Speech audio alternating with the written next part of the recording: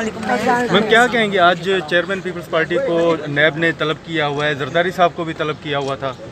जी, आज तो वाज़े है कि सारा इस्लामाबाद लॉकडाउन में कर दिया है। किससे डर रहे हैं, क्या बात है, वहाँ से भी लेके आप देखें 2 नाके लगा दिए।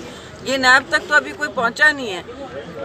पाकिस्तान में मुझे बताएं कब से पुरअमन लोगों को आपने पेशी पे बुलाया। तो अगर पार्टी वर्कर आना चाहता है, अगर साथ भी घर तक पहुंचना चाहता है, तो ये कौन सा आपने लाठी गोली सरकार बना दी है? किससे डर रहे हैं?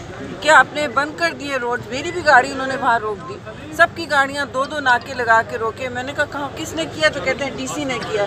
अब डीसी पूछे कहाँ है, वो कहते हैं वो नैब ऑफिस में ड्यूटी। तो पूरा इस्लामाबाद इस वक्त नाके के नीचे लगा हुआ है। इन्होंने पूरे इस्लामाबाद को लॉकडाउन में कर दिया है। अगर ये एक भुट्टो से डर रहे हैं तो ये वाज़े है कि किसी को रोक नहीं सकेंगे।